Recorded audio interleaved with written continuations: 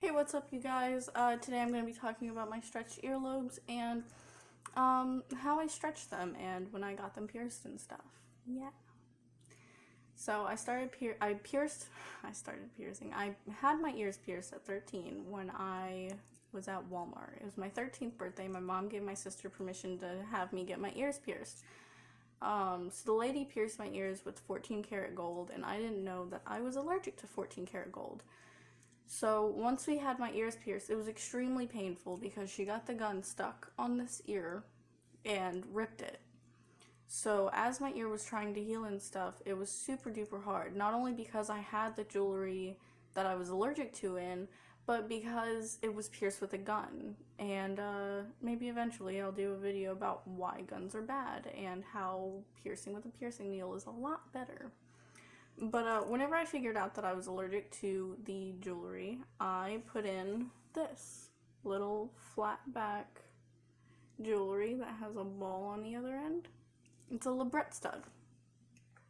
So I had those in, and I had those in for quite a while.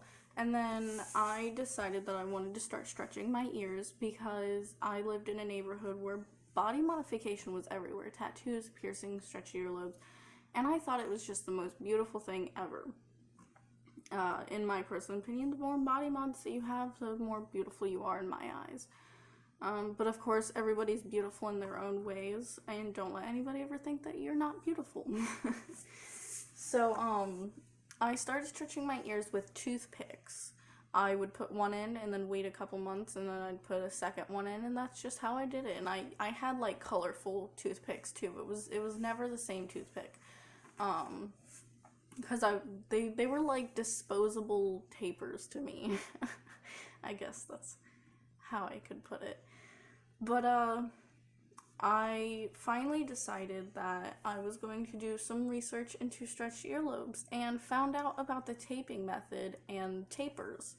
So I started with tapers, which I don't think I have mine anymore. I thought that I did, but I guess that I don't. So I started with tapers, and my mom gave me permission to stretch up to a 00 gauge, so that's what I did. I speed stretched too. I did it super duper fast, and that wasn't the greatest because 00 was the most painful one to stretch to. So after that, after like six months after that, I got to 00s. And I decided that I wanted to go bigger. So I waited a little bit longer and started the taping method where I would wrap tape around my plug. So I would take something like this.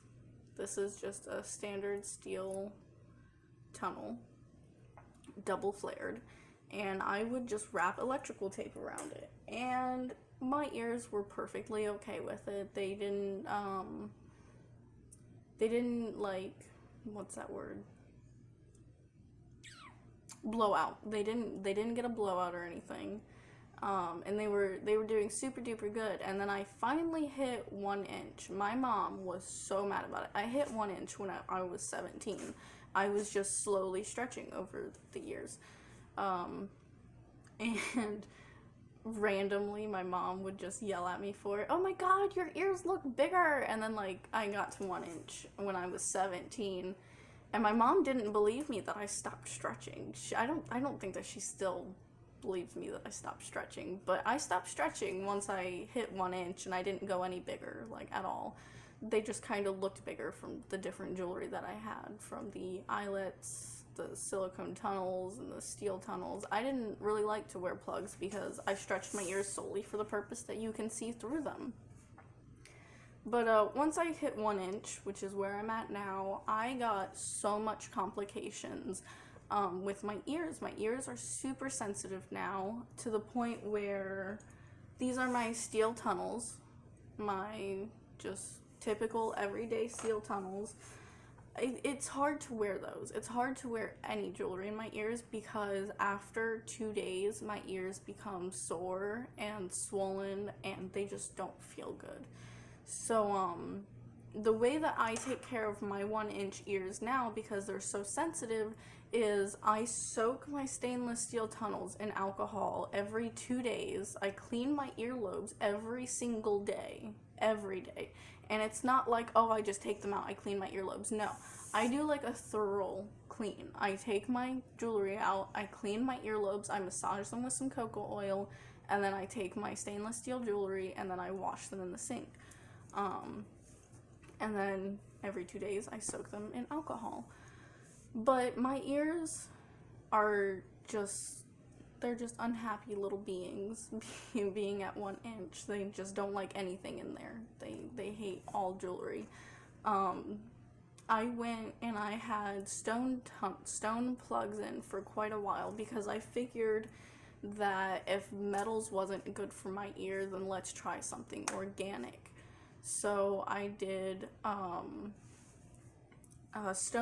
stone plugs, but it caused my ear to be even more sore. And I could look down. I would look down, and my plugs would just fall out of my ears. It was really bad, and my ears always had this weird, smelly discharge. And so whenever I stopped using organic plugs and I started going back to stainless steel tunnels, the smell kind of got worse. Like, I don't have extremely smelly ears. Only I can smell my ears, because my boyfriend's told me many times that he can't smell my ears when I can smell my ears. So, I started going back to stainless steel tunnels, and I get a lot of discharge from my earlobes. I get a lot of like white, smelly stuff. I'm not really exactly sure what it is, but that's what I get in them. And if I don't clean it morning and night, then my earlobes get infected, and it's really bad. Yeah, thank you for watching my all over the place video, and I hope that you guys enjoyed my information about how I stretched. Please know that this is not how you should stretch. You should stretch properly. You should wait until you're 18 and do it right. And please don't get any piercings with any piercing guns. Bye.